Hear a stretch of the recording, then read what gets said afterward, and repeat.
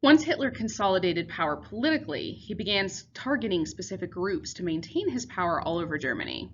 This maintenance of power will answer a few key questions about his ability to consolidate an authoritarian state and what actually caused World War II. More specifically, our essential questions this week are: evaluate the success of Hitler's foreign and domestic policies in helping him to consolidate power. I should not have a question mark on it. Discuss the failures of the League of Nations in confronting Hitler. And again, that should not have a question mark, but I'm going to leave it because it's Hitler week. At home, Hitler's sole focus was to create an independent German economy. The reason why Germany failed so miserably following World War I was from the reparations, but also the fact that they were tied economically to a globe which was only furthered by the Dawes Plan. Hitler wanted all products made in Germany to bring German jobs back home and decrease dependence on other nations for financial support. This lent itself well to a war machine, and while the people were brought in initially seeing job creation, the military economy that Hitler created under Robert Ley was not one of social improvement. Robert Ley created the German Labor Front, which organized production orders and workers in a socialist-style economy, with the sole focus of expanding the German borders.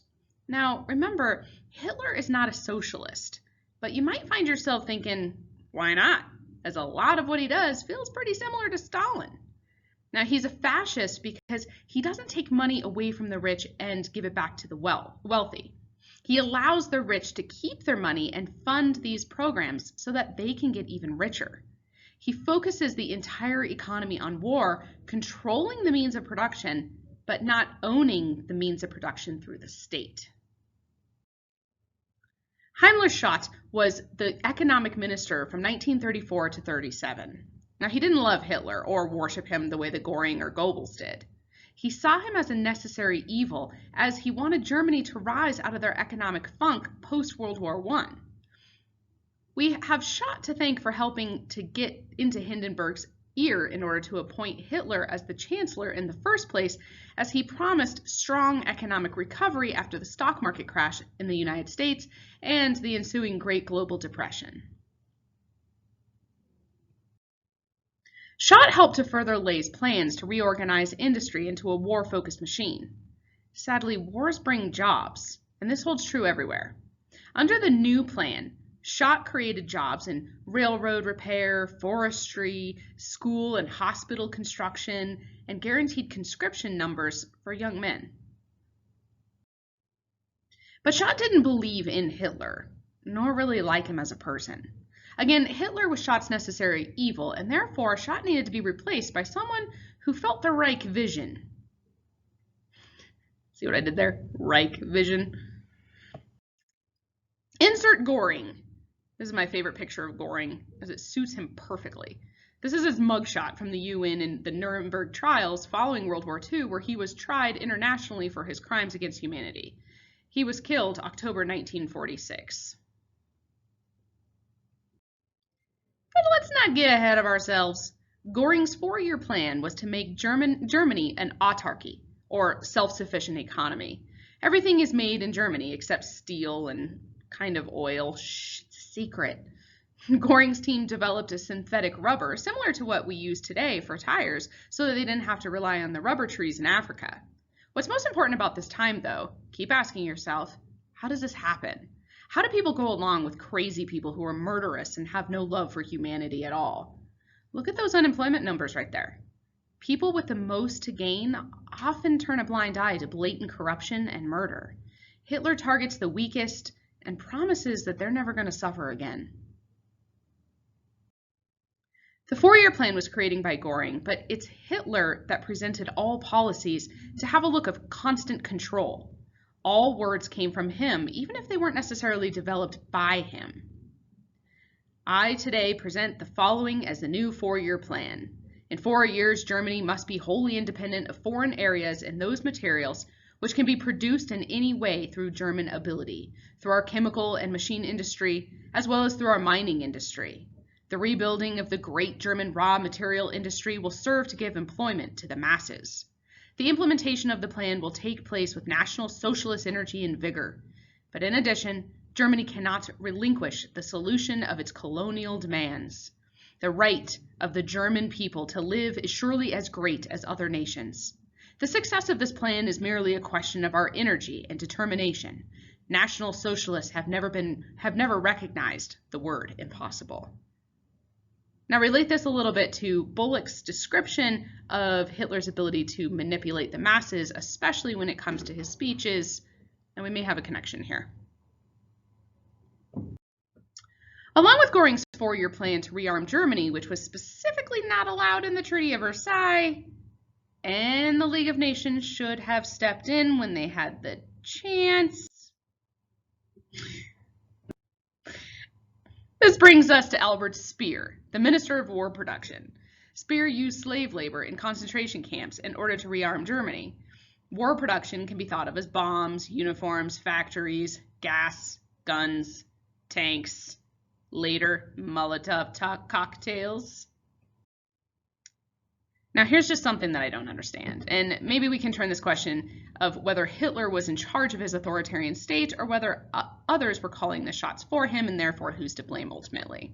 But Albert Speer, that dude, was in charge of creating the means of production to murder millions of innocent people. And while Albert Speer was found guilty in the Nuremberg trials of committing crimes against humanity, just like Göring, he only received 20 years of prison. He was released from jail in 1966. Now maybe TOK can help us in here. How do we punish criminals of war, and can history forgive? Once the economic machine was in place to create a war-based economy, it was time to act. Hitler created a set of goals, just like Mussolini's war for land, lira, and grain. Hitler's foreign goal was called Lebensraum, or room to breathe. Germany deserved its time in the sun and needed space to expand. Furthermore, Hitler was affronted by communism's threat to the economy, but he also just really personally disliked Stalin. And finally, he established his ideal of Middle Europa. Middle Earth, get it?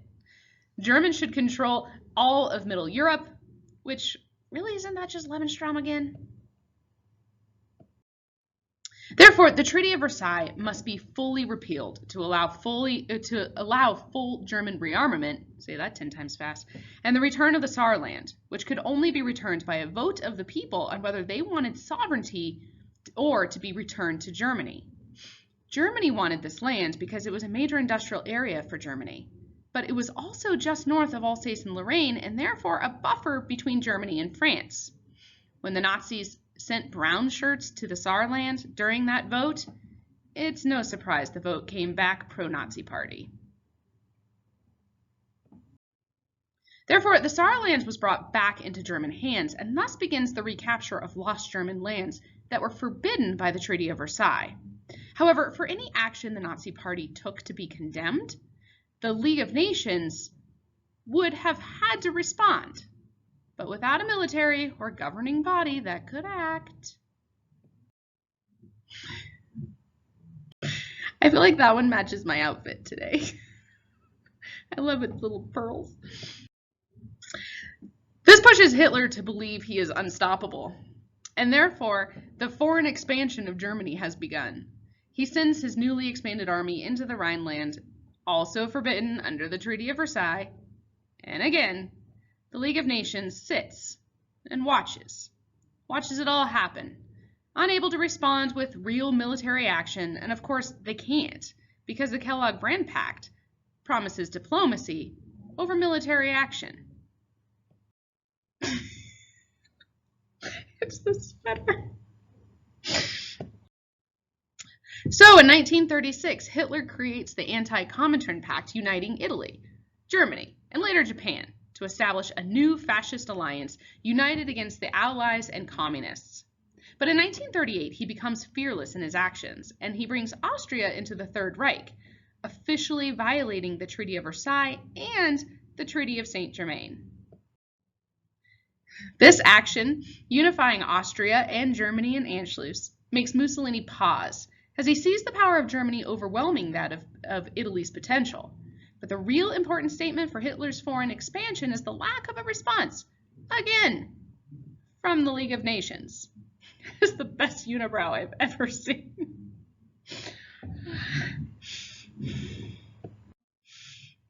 Hitler parades through the streets of Vienna to celebrate his victory over nullifying the Treaty of Versailles.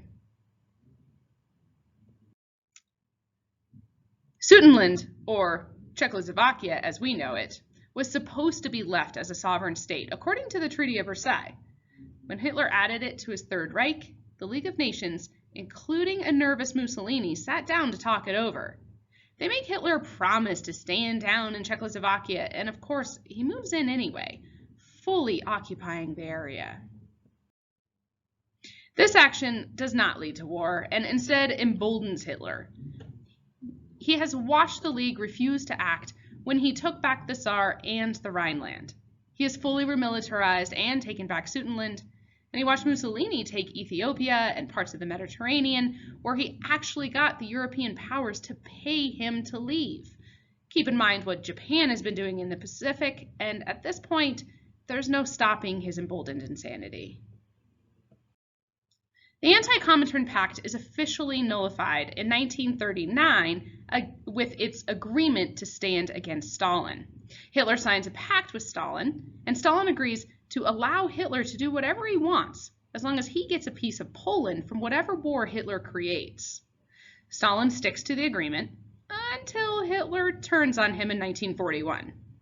Sadly, Stalin actually believed Hitler would leave him out of this war. Power-hungry, insane people should never be trusted, Stalin. You of all people should have known that. When the pact was signed, though, Hitler went to Mussolini and asked, "If I get Stalin to not fight us on the Eastern Front, would you support me, Mussolini, in a war conquering Europe?" Mussolini says, "Sure, but let's wait at least 3 years so that we can make sure that our troops are ready and our economy is a little more invigorated." Hitler says, "Okie dokie."